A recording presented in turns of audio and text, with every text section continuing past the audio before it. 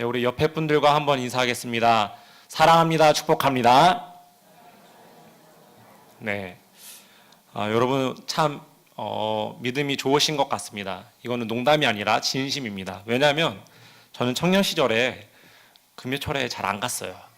네, 교회는 열심히 다녔는데 금요일에는 집에서 맛있는 것도 먹고 가족들과 보내고 싶어서 이제 주일만 나가면 되지 이런 생각들을 했었는데, 물론 주일만 나오는 그 믿음도 저는 훌륭하다고 봅니다. 요즘에 교회에 나오는 것이 얼마나 어렵습니까? 근데 그것을 넘어서 또 이렇게 금요일 저녁에 하나님의 말씀의 자리로 나오시는 우리 성도님들의 모습을 보면 제가 도전이 되고 참으로 귀하다는 생각을 하게 됩니다. 우리 그런 마음을 가지고 함께 나아가는 시간이 됐으면 좋겠습니다. 제가 대학에 처음 입학할 때 대학에 가면 꼭 해보고 싶은 것이 한 가지가 있었습니다. 바로 동아리를 가입하는 것이었는데요. 기독교 동아리에 들어가는 것이 제가 가장 해보고 싶은 일 중에 하나였습니다. 그래서 이제 신입생 입학식 날, 이 첫날 보통은 이 강의실에서 저희 학교만 그런 건지 모르겠는데 술 파티가 벌어졌어요. 적응이 잘 안 되고 쭈뼛쭈뼛 이제 아무것도 못하고 앉아 있다가 이곳은 내가 있을 곳이 아니다. 내가 원하는, 내가 바라는 그곳으로 가야겠다라는 생각을 가지고 벌떡 일어나서 혼자 그 기독교 동아리 방을 찾아갔습니다. 보통은 이렇게 밖에 나가서 모집도 하고 전도도 해야 간신히 회원이 한 명 들어올까 말까인데 그곳을 제 발로 제가 그냥 찾아간 겁니다. 그러니까 그곳에 있던 선배들이 어떻겠습니까? 굉장히 좋아하고 반겨주고 밥도 많이 사주고 그렇게 즐거운 교제를 보내면서 4년 동안 재미있는 대학 생활을 하게 됐습니다. 근데 이 기독교 동아리에서 이제 여름과 겨울만 되면은 이제 방학을 시작하게 되면 5박 6일로 수련회를 떠났어요. 근데 이것이 그냥 5박 6일이라면 되게 길어서 지루하겠다, 힘들겠다 생각할 수 있는데 14개의 학교에 이제 분포되어 있는 그 같은 선교단체의 학생들이 14개의 학교에 있는 학생들이 한 자리에 모여서 5박 6일 동안 이제 생활을 하는 겁니다. 다른 학교의 형제, 자매, 오빠가 형, 누나 서로 다른 학교의 지체들이 모여서 소그룹을 구성을 했으니 그 혈기가 왕성한 청년의 시절에 얼마나 재미있고 기대가 됐겠습니까? 저도 이제 그런 마음을 가지고 이 여름 수련회에 참석을 했습니다. 그리고 제가 기대했던 대로 좋은 멤버들과 또 처음 만난 리더를 통해서 참으로 즐겁고 이제 좋은 시간들을 보내게 됐습니다. 이 리더가 저를 참 잘 챙겨줬는데요. 1대1로 만나는 시간이 있었어요. 근데 그 시간에 이 리더가 저한테 그런 이야기를 하는 거예요. 태진아, 내 누나였어요. 네, 제가 형이라고 했나요? 아닙니다. 네, 누나 왜 그러세요? 너는 하나님을 인격적으로 만나봤니? 이런 질문을 하더라는 거죠. 제가 그 질문을 듣고 되게 충격을 받았습니다. 왜냐하면은 쉽게 말해 이런 질문입니다. 너 예수님 정말로 믿니? 너 예수님을 구주로 영접을 했니? 이 말을 저에게 던졌다라는 것입니다.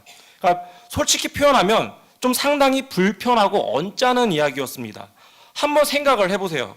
그냥 길거리를 지나가다가 누군가가 나에게 예수님 믿으세요라고 한다면 그건 그렇게 기분 나쁜 일이 아닙니다. 저 사람이 나에 대해서 잘 모르니까 당연히 내가 목사이든 장로이든 복음을 전할 수 있겠지 하면서 껄껄껄 웃으면서 들어줄 수가 있습니다. 그런데 같은 교회에 출석하고 있는 어떤 성도가 나에게 다가와서 내가 신앙의 연수가 얼마나 됐고 또 내가 어떤 직분을 가지고 있는지 아는데도 불구하고 누구누구 집사님, 권사님 혹은 목사님 예수님을 정말로 믿으세요? 라고 물어본다면 여러분 기분이 어떻겠냐라는 것입니다. 굉장히 불편하겠죠. 그런데 아마 그것은 단순히 우리가 이미 알고 있는 이야기를 다시 한번 대답해야 되는 그 불편함 때문에 불편한 것은 아닐 것입니다. 바로 그 질문으로 인해서 우리에게 어떤 마음들이 들기 시작을 합니까? 우리 자신의 신앙의 정체성이 의심받고 있다는 생각이 우리를 불쾌하게 만들기 때문일 것입니다. 왜냐하면 우리가 믿는 구원관이 무엇이죠? 한 번 믿으면 절대로 그 구원을 잃어버릴 수 없다는 것 아닙니까? 특히 우리 장로교단이 믿고 있는 이 교리 중에 불가항력적 은혜, 성도의 견인이라는 교리가 있습니다. 그러니까 하나님이 저 지체를, 저 형제를, 저 자매를 구원하기로 작정하셨다면 그건 내가 싫든 말든 거부할 수 없는 그런 은혜라는 것입니다. 그리고 내가 한번 구원을 받았다 치면은 내가 조금 못 살고 막 살고 그냥 조금 심심하게 인생을 보내더라도 한 번 받은 구원, 그 인생은 내가 죽는 그날까지 영원히 구원이 유효하다. 이것이 바로 불가항력적인 은혜, 성도의 견인이라는 조금 이런 심오한 교리의 내용입니다. 그런데 우리가 이러한 신앙을 믿고 있고 또 이러한 믿음의 내용을 나의 신앙으로 우리가 삼고 있는데, 그런 나에게 너 정말로 예수님 믿니? 라는 질문을 한다라는 것은 우리를 어떻게 보고 있다라고 여기 생각할 수 있을까요?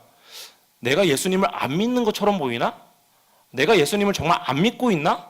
아니면 내가 구원받으면 한 번도 탈락하지 않는다라고 배웠는데 그게 좀 잘못된 교리였나?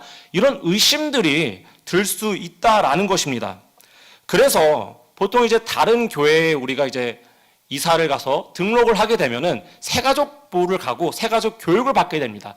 그러면 반드시 거기서 꼭 받는 교육이 있어요. 복음이란 무엇인가? 제가 매주 하는 교육이에요. 다른 교회에서 온 청년들을 붙잡고 복음이 무엇인지 설명을 합니다. 여러분, 그러면 그것을 들을 때 우리 마음이 어떻다라는 거죠? 언짢다라는 것입니다. 그래도 내가 이전 교회에서는 장로였고 권사였고 집사였고 심지어 목사였는데 신학교에 나와서 사역도 내가 좀 해봤는데 그런 나한테 복음이 뭐냐고 물어? 흥치뽕? 이렇다라는 거죠. 충분히 그 마음이 불편할 수, 감사해요, 웃었어야 되는 거예요. 충분히 그 마음이 불편할 수도 있다라는 거죠. 그런데 오늘 본문에서 우리는 이와 비슷한 상황에 놓여 있는 이 한 교회, 이 고린도 교회를 만나게 됩니다. 그래서 우리가 제가 앞에 한 이야기들을 상상하면서 이 본문으로 천천히 접근을 해보면 좋을 것 같습니다. 우리 20절의 말씀을 한번 보겠습니다. 같이 한 번만 다시 읽어볼까요? 그러므로 시작!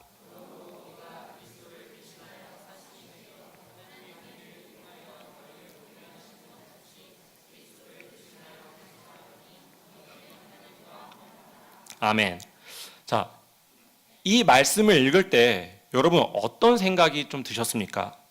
지금 이 18절부터 20절까지의 말씀을 보면 이런 이야기입니다. 바울 자신이 그리스도를 통해 하나님과 화목하게 되었다는 것, 그리고 그러한 자신에게 이 세상에 대하여도 화목의 메시지를 전해야 하는 사명이 주어졌다는 것, 그리고 마지막으로 20절에 와서는 그 사명의 실천으로 너희에게 하나님과 화목하라는 권면을 하고 있는 것이 이 18절부터 20절까지의 말씀이라는 것입니다. 여기서 먼저 우리가 살펴볼 것이 바로 이 너희라는 단어입니다. 지금 사도 바울은 이 말을 누구에게 하고 있는 것입니까? 어떤 사람들은 이제 헬라어 원전을 보았더니 그 원전에는 너희라는 이 지칭 명사가 없기 때문에 이 바울이 전하는 이 복음의 메시지는 불특정 다수, 일반적으로 어느 누구에게나 하는 이야기다. 예수를 믿지 않는 자들이 하나님과 화목하게 하기 위해 복음을 전하는 메시지였다라고 말하는 사람들이 있습니다.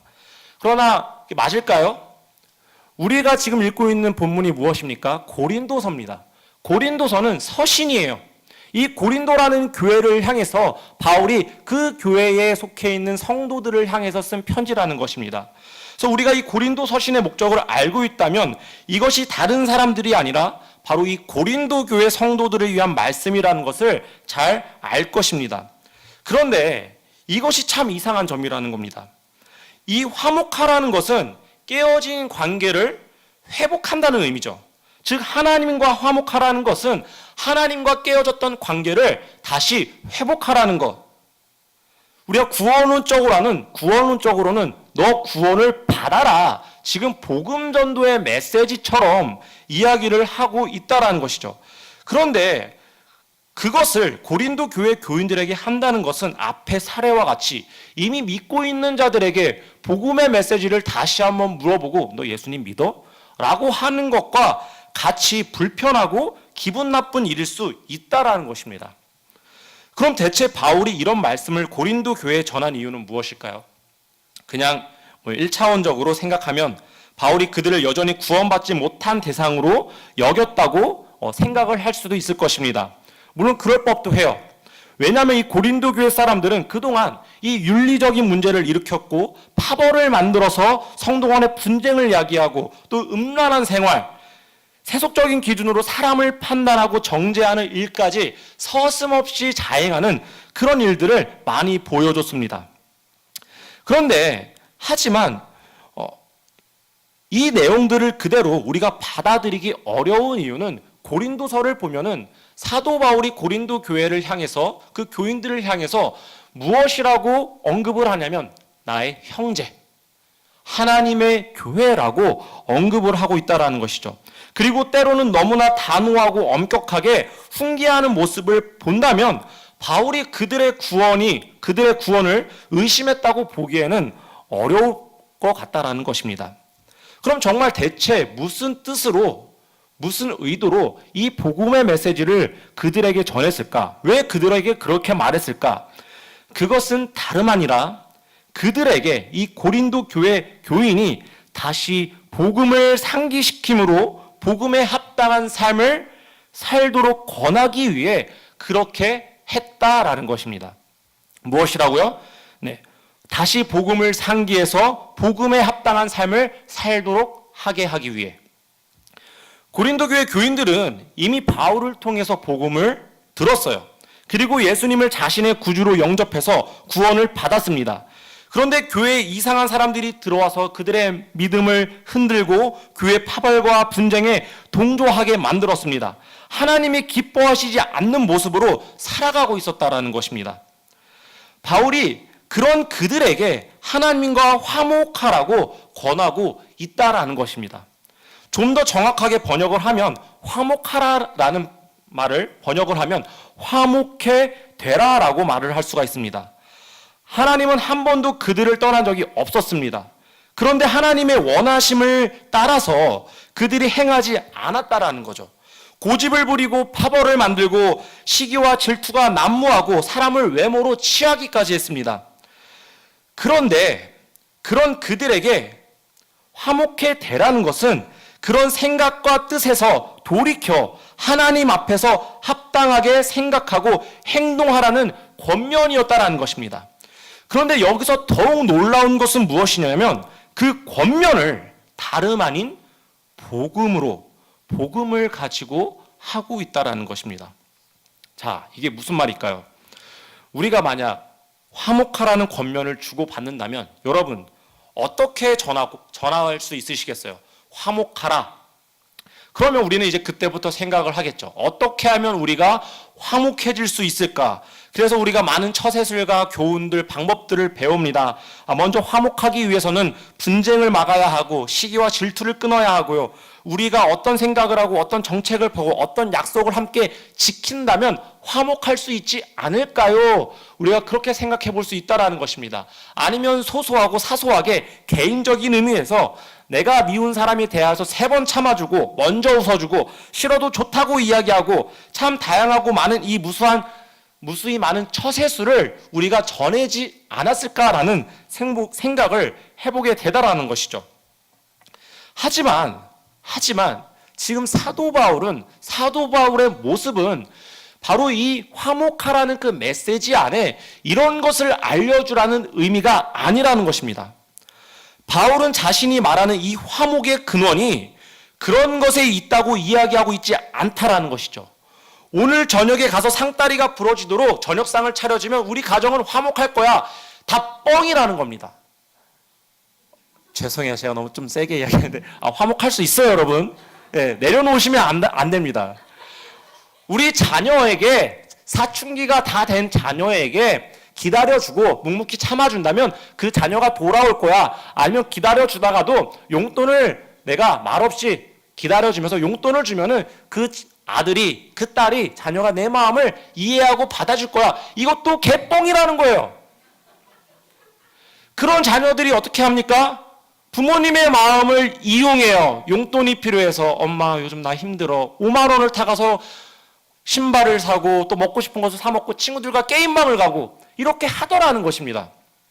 이런 것으로는 우리가 근본적으로 원하는, 기대하는 그 화목을 이룰 수가 없다라는 것입니다.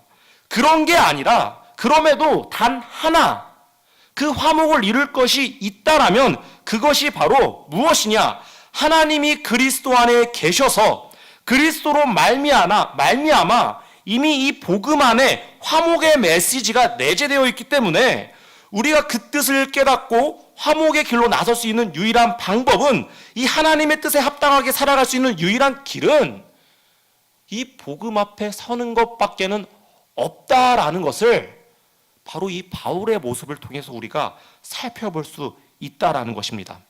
때문에 우리는 매일매일 복음을 듣고 전하는 그 자리에 있는 것만이 우리가 변할 유일한 방법이 되는 것입니다.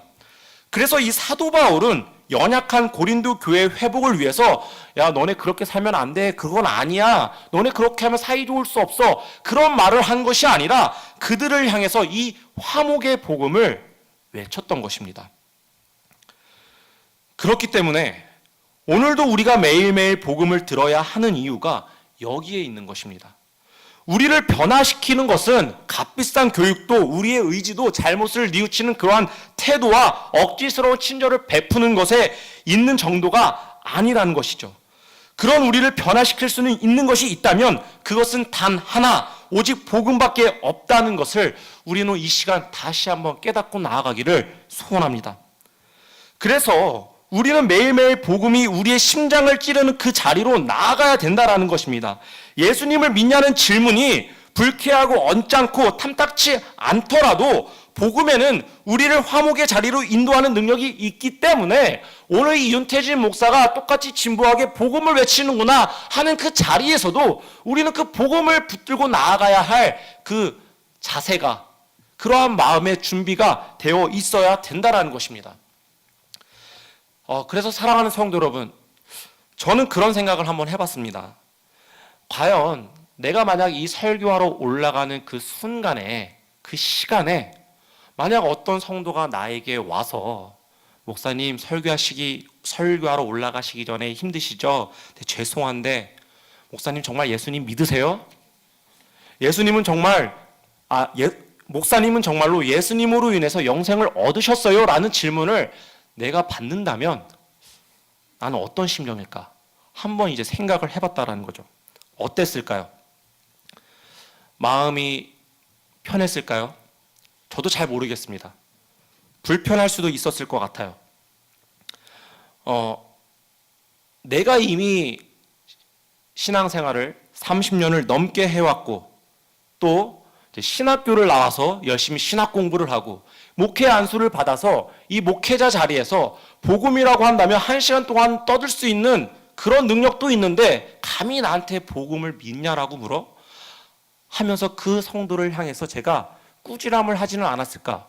그런 생각도 한번 해본다라는 것이죠. 그런데 그런저런 생각을 다 해보지만 저는 오늘 말씀을 가지고 다시 한번 그 장면들을, 그러한 상상들을 해보았을 때 매일매일 누군가가 정말로 내가 힘이 들고 때로는 내가 범죄했을 때, 세상의 유혹에 빠져서 흔들리고 있을 때 누군가가 저에게 와서 예수를 진정으로 믿느냐고 물어봐 줬으면 좋겠다라는 생각을 해봅니다. 그것이 내 믿음을 의심케 하고 나를 불쾌하게 만들지언정 복음이 인간의 생명을 살리는 길이고 우리를 다시 일어서게 하는 힘이 있는 것이라면, 우리 또한 그것이 우리가 예수 그리스도의 능력으로 살아갈 그 힘과 능력을 주는 것이라면 우리가 그러한 질문을 매일매일 받는 것이 뭐가 불쾌하고 뭐가 언짢고 뭐가 불편하겠습니까? 아마 오히려 그것이 우리에게 축복이지 않을까. 이 무너지는 내 신앙생활 가운데 정말로 예수 그리스도를 믿으십니까? 라는 질문이 다시 한번 나를 소생케 하는 구원의 손길이지 않을까라는 생각을 해보게 되더라는 것입니다. 사랑하는 성도 여러분, 여러분은 정말로 예수 그리스도를 구주로 영접하셨습니까? 예수 그리스도를 믿으십니까?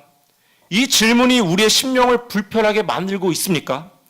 오늘 이 자리에서 정말로 그러한 질문이 나를 불편하게 만들고 있다면 우리가 그 복음이 우리에게 호소하고 있는 것이 무엇이고 어떠한 삶, 어떠한 화목의 자리를 요청하고 있는지 그 마음의 귀를 기울여 나아가는 시간이 되었으면 좋겠습니다.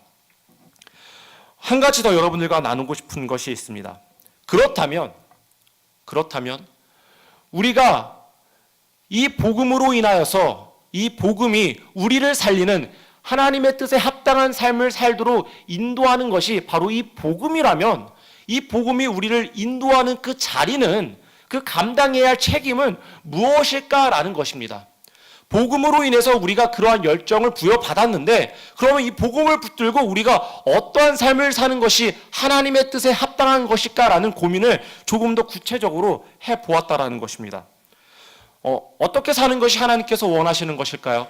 물론 우리는 이것을 성경이 아니어도 충분히 여러 가지 우리가 답변을 해볼 수 있을 것입니다. 그러나 우리가 오늘은 이 본문의 근거에서 생각을 해봤으면 좋겠어요.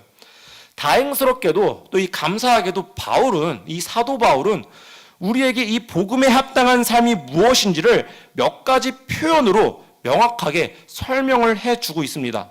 그것이 무엇입니까? 이 18절을 보면 이렇게 이야기를 합니다. 우리를 자기와 화목하게 하시고 또 우리에게 화목하게 하는 직분을 주셨다라고 말씀을 하고 있다는 것이죠. 그러니까 그 하나님의 뜻에 합당한 삶을 사는 것은 그 복음이 우리를 인도하는 것은 화목의 직분을 얻는 자리, 화목의 직분을 가지고 나아가는 자리로 우리를 인도한다는 것입니다. 그리고 20절에는 더 구체적으로 우리에게 이렇게 설명을 합니다. 그러므로 우리가 그리스도를 대신하여 무엇이 되었다? 무엇이 되었다? 네, 여러분 집중하시고 졸려오시죠? 저를 보세요. 제가 되게 재밌게 생겼어요. 네, 사신이 되었다라는 것입니다, 여러분. 이것이 바울의 고백이었습니다. 그리고 바울은 지금 이 그리스도의 대사로 이 직분을 가지고 고린도 교회에 화목의 복음을 전했던 것입니다. 그런데 여기에도 이상한 점이 한 가지 더 있습니다. 사실 이 현재 바울과 고린도 교회 사이가 어떤지 아십니까?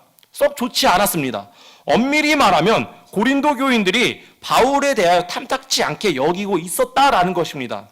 그래서 그의 리더십과 훈계가 못마땅하고 파벌을 만들어서 다른 지도자를 따르고 바울을 미워하고 시기하고 질투를 했더라는 것이죠. 그렇다면 우리가 이 바울의 입장에서 당장 시급한 것이 있다면 그 화목의 직분을 붙들고 무엇을 해야 될까요? 그들과 나의 그 쌓여있는 그 막혀있는 담과 오해들을 푸는 것이 화목의 길이라고 생각하지 않았을까요? 그러니까 그 교회의 성도들을 불러가지고 밥도 먹여주고 어깨도 토닥여주고 너네 그런 거 오해한 거야. 나 그런 사람 아니야. 내가 앞으로 잘할 테니까 우리 파이팅 해보자. 이런 일들을 하는 것이 우리가 생각하는 화목이 아닐까요? 그런데 지금 바울은 이상하게도 우리가 생각하는 대로 그러한 일들을 행하고 있는 것이 아니라는 것이죠. 물론 그것이 바울에게는 큰 문제일 수도 있을 것입니다. 그러나 바울은 그것보다도 더 중요한 것이 있었던 것 같습니다. 그럼 바울이 그들을 향해 취한 행동이 무엇이었습니까? 20절에 바로 하나님과 화목하라라는 메시지를 전달을 했다라는 것입니다. 바울에게 지금 더 시급한 것은 자신과 그들의 관계보다는 하나님과 이 고린도 교회의 화목이 더욱 중요한 문제였다라는 것입니다. 이상하죠? 그러나 우리는 이것이 바울의 개인적인 처세와 방법에 따른 것이 아니라 바로 이것이야말로 복음의 원리로 살아가는 신자의 삶이 이렇다 하는 것을 보여주고 있다는 걸 우리는 발견할 수 있다라는 것입니다. 아까도 말씀드렸듯이 이 세상의 화목을 세우는 일은 오직 그리스도만이 기초가 되시고 유일한 길이시라는 겁니다. 그런데 오늘날에는 우리가 그 의미와 우선순위를 많이 헷갈려하는 것 같아요. 예를 들면 복음을 전하기 위해 너무 조심스러워 하더라는 거죠. 배려해야 할 것이 너무 많은 겁니다. 그들이나 우리나 모두가 하나님과 화목해야만 서로와도 화목해질 수 있는데 그것보다도 우리가 먼저 화목해지고 그 다음에 너 하나님과 화목하게 내가 해줄게 라고 우리는 생각을 한다라는 것입니다. 그래서 이제는 우리가 조금 더 과격하게 조금 더 적극적으로 복음을 전하는 것을 배려 없는 것으로 그것은 다른 사람을 이해하고 공감하지 못하는 것으로 우리는 치부하는 그런 시대를 살아가고 있다는 것이죠. 물론 맞는 말입니다. 복음을 전하는데 다른 사람 기분을 나쁘게 하고 오히려 개독교라는 이름을 듣게 하는 행동들을 한다면 그런 무례함들을 우리가 갖춰서는 안 되겠죠. 당연히 우리는 교양이 있고 또 우리의 건덕이 있게 그들에게 복음을 전해야 할 것입니다. 그러나 우리가 그리스도의 대사가 된다는 것은 이 세상의 화목, 깨어진 관계들이 다시 붙여지고 회복되게 하기 위해서는 이것저것 여러 가지 많은 것을 준비해야 할 수도 있겠지만은 사실은 이러한 것이 정말로 필요한 것이 아니라 복음이 필요하고 복음이 충분하고 복음이면 다 된다는 이러한 답답한 소리가 우리 마음에 끊임없이 요동치고 나를 자극하고 뜨겁게 할 때 그것이 바로 그리스도의 대사로서의 직분을 감당하는 자의 마음 자세라는 것입니다. 이것은 아주 상당히 중요한 사실입니다. 지금 교회에서 우리 온세기 교회 안에서는 우리 다음 세대의 여름 생명학교가 진행되고 있습니다. 그리고 우리 중등부가 이제 외부로 신앙수련회를 떠났고 1청년부도 마찬가지로 백령도로 이제 우리 국내 선교를 떠났습니다.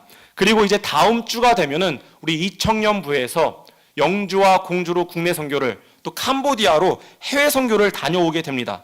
다 무슨 일을 하러 가는 겁니까? 모양은 조금씩 다 다르나 본질은 같죠. 복음을 전하는 사역을 하러 가는 것입니다. 영혼을 살리고 제자도를 가르치고 하나님과 끊어졌던 영혼들이 하나님과 화목해 되기를 기대하는 자리로 바로 우리가 나아가는 것이 여름 사역인 것입니다.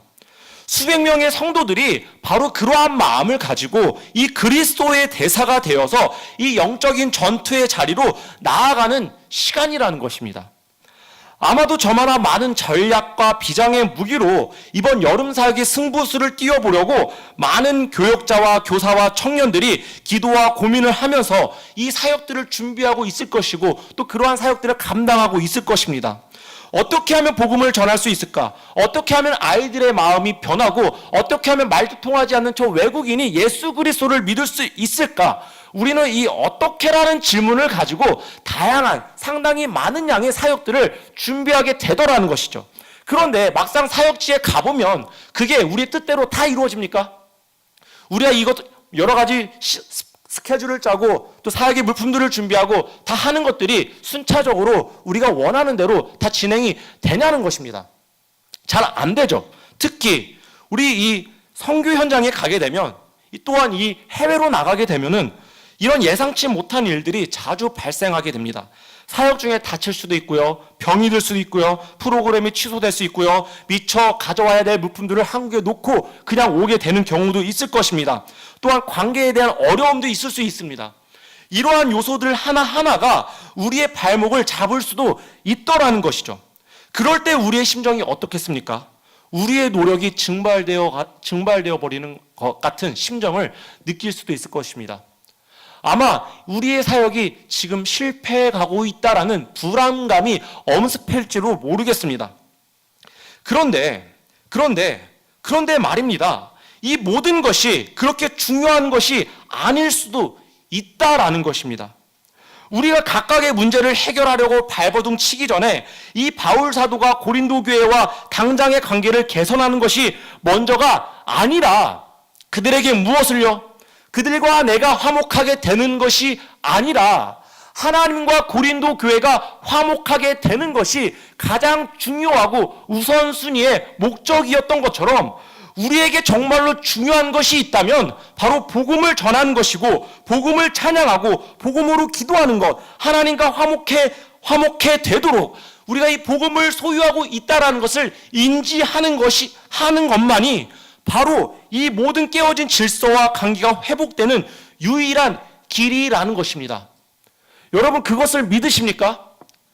특히 이 사역을 준비하고 있는 우리 청년부 또 지금 이 사역을 지금 진행하고 있는 우리 많은 성도님들 그것을 정말로 믿고 신뢰하십니까? 우리는 참으로 연약한 존재라는 거죠. 우리는 이미 사역의 물품을 빼버리면 이 사역을 실패하는 겁니다. 이미 복음을 전할 수 없는 그런 각박한 환경이 돼버리는 것입니다. 그러나 우리가 다 모든 것들을 잃어버리고 모든 것들을 우리가 실패했을지라도 우리 마음 가운데 여전히 무엇이 있겠습니까? 복음은 여전히 소유하고 있지 않겠습니까? 여권을 잃어버려도 좋아요. 기타를 놔두고 와도 괜찮습니다. 아이들을 줄 간식을 모르고 주문하지 않아도 괜찮아요. 여러분들 안에 다만 복음을 소유하고 있다면 여러분, 우리는 그 그리스도의 대사로서의 사명을 충분히 완전히 확실하게 감당할 수가 있다라는 것입니다. 저는 오늘 이 말씀을 준비하면서 바로 이것을 나누고 싶었습니다. 이제 다음 주면 제가 어디를 가게 될까요? 네, 캄보디아를 가게 됩니다. 우리 윤유한 목사님이 지난주에 말씀을 하셨어요. 제가 지금 기쁠까요? 힘들까요? 어떨 것 같습니까? 기쁠 것 같아요. 우리 아내는 저의 상태를 굉장히 잘 알고 있습니다. 예, 저 아무 이야기도 하지 않았습니다. 이 자리에서. 우리가 이 사역을 준비할 때 저 역시도 이런 것 하나하나 때문에 예민해지고 마음이 두려워지기도 한다라는 것이죠.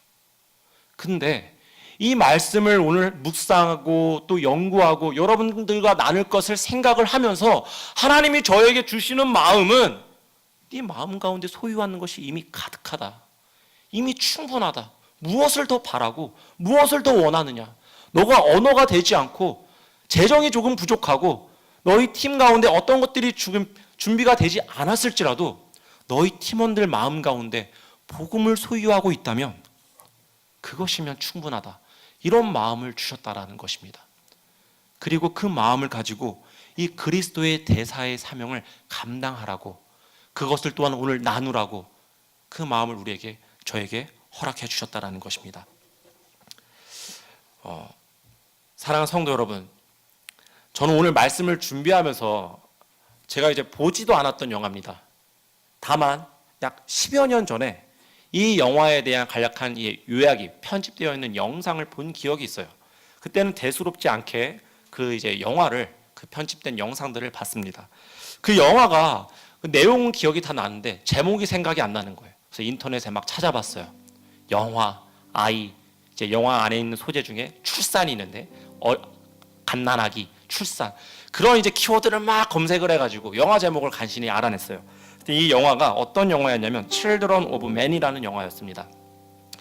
이 영화에 등장하는 시대적 배경이 이렇습니다. 서기 2017년 10년 전 영화니까 더 훗날의 영화 내용처럼 생각을 했었겠죠.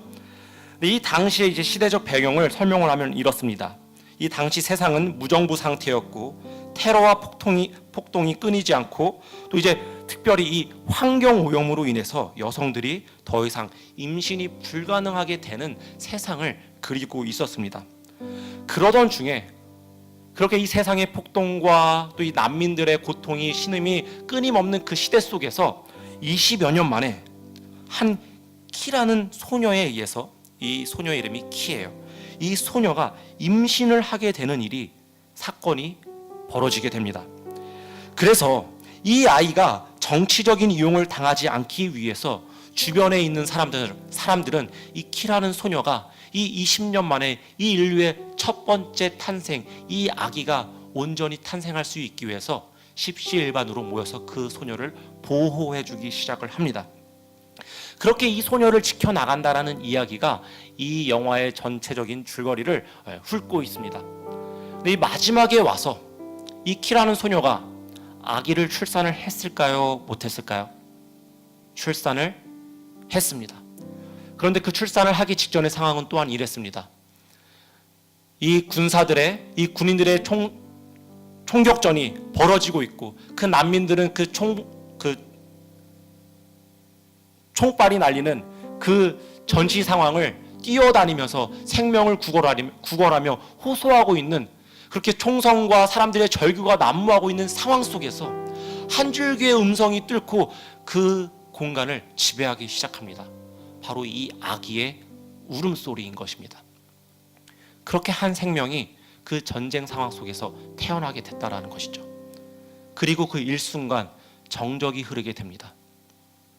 전쟁으로 인해서 심신에 지쳤던 그 군인들도 총을 내려놓고 또 그들과 투쟁하고 투항하며 싸웠던 그런 난민과 그런 서민들의 모습들도 그 아이 침묵하여 그 아이를 향하기 시작을 합니다. 그리고 그 자리에 있는 모든 사람들이 언제 그랬냐는 듯이 우리가 분쟁하고 다투고 서로를 죽이려 하는 그 순간 가운데 이 아기의 울음소리 때문에 모든 사람들이 일시에 이 모든 것을 멈추고 이 아이를 경이롭게 바라보고 찬양하는 그 장면을 그리고 있다라는 것이죠. 사랑하는 성도 여러분, 제가 왜 이 이야기를 했을까요? 생명의 탄생. 우리가 복음을 전하고 있지 않습니까? 복음을 전하기 위해서 준비하고 있고 진행하고 있고 또 앞으로 나아갈 것입니다. 그런데 우리는 이 복음을 전하는 것 가운데 어떠한 기대를 가지고 계십니까? 그냥 이 한 몸 불살라서 이 여름방학 스케줄 다 희생해서 내가 여기에 봉사하면 좋아, 그걸로 난 만족해, 그것이 복음 전도입니까? 아니라는 것입니다. 그 생명을 살리기 위해서 우리가 복음을 전하는 그 자리로 나아갈 때, 그리고 결국 우리의 그 복음 전도로 인하여서 한 생명이 태어나는 그 순간, 그 생명으로 인해서 일어나는 일이 무엇이냐면 바로 우리 가운데 있었던 그 분열과 투쟁과 다툼과 시기와 질투들이 한순간에 사그라들고 그 생명으로 인한 화목과 화합, 화해의 길이 열리게 되더라는 것입니다. 이것이 바로 복음의 능력이고 한 생명이 태어날 때 우리에게 주어지는 축복인 것입니다. 우리는 회복을 원합니다. 하나님 안에서 우리가 신앙생활을 10년 동안, 20년 동안, 30년 동안 해오면서 내 신앙에 침체기가 있었을 것입니다. 어떻게 하면 내가 다시 살아날 수 있을까? 어떻게 하면 내가 다시 한번 하나님을 붙들고 이 삶을 살아갈 수 있을까? 말씀도 읽어보고 찬양도 불러보고 교회 봉사도 해보고 이것저것 다 해보더라는 것이죠. 그러나 오늘 말씀을 통해서 우리에게 주시는 것은 무엇입니까? 물론 그런 것 하나하나 다 소중하지만 바로 그 생명을 살리기 위하여서 복음을 전하고 생명이 그 살아나는 그 순간이 단지 그 대상이 살아나는 것뿐만이 아니라 우리에게도 똑같이 그 회복의 역사가, 그 은혜의 축복이 일어난다라는 것입니다. 사랑하는 성도 여러분, 지금 제가 그 예로 우리 여름성경학교 또 우리가 이 단기 선교를 예로 들었지만 그것은 단지 이 사역의 자리뿐만이 아닙니다. 우리가 지금 분쟁하고 투쟁하고 다투고 있는 그 영역이 무엇입니까? 가정입니까? 혹은 직장입니까? 여러분들의 어떤 그러한 관계들이 있으십니까? 그것을 위해서 어떤 노력들을 많이 하셨습니까? 좋습니다. 그런데 그런 노력을 하더라도 어느 순간부터 되지 않는다라는 것을 여러분이 느끼셨을지 모르겠습니다. 저희 어머니가요, 저희 아버지의 구원을 위해서 20년 넘게 그분의 술상을 차려드렸어요. 그분에게 맞춰드리면 언젠가는 변하겠지. 그래서 술상도 차려드리고 담배를 피는 것도 아무 말씀 안 하시고 끝까지 지키시고 참으셨습니다. 20년 동안 저희 아버지가 어떻게 되셨을까요? 담배를 끊으셨을까요? 그 음주를 내려놓으셨을까요? 예수님을 만나셨을까요? 아무것도 일어나지가 않았다라는 겁니다. 우리가 어떤 노력을 하고 수고를 하고 최선을 다할 수 있겠지만은 그러한 것은 정말로 중요한 것이 아니라 정말로 우리에게 중요한 것은 복음을 소유하고 복음을 전하고 복음으로 인하여서 우리가 어떠한 핍박을 받을지라도 복음만이 그 사람을 살리고 또한 나 역시 살아나는 길이라는 것을 우리가 오늘 이 바울 사도를 통해서 깨닫기를 원합니다. 바로 그것이 우리가 살아날 길이고 우리 온세계 교회가 앞으로도 10년, 20년 더욱더 부흥할 길이라는 것을 오늘 이 금요철야에 나온 우리 성도님들이 함께 깨달으시고 그 마음으로 살아가시고 또 그 마음을 우리 지체들에게, 우리 교회 교인들에게 나눠주시기를 바랍니다. 바로 그것만이 우리가 나아갈 길임을 예수 그리스도의 이름으로 축원합니다. 우리 이 시간 같이 찬양하며 나아가는 시간 갖도록 하겠습니다.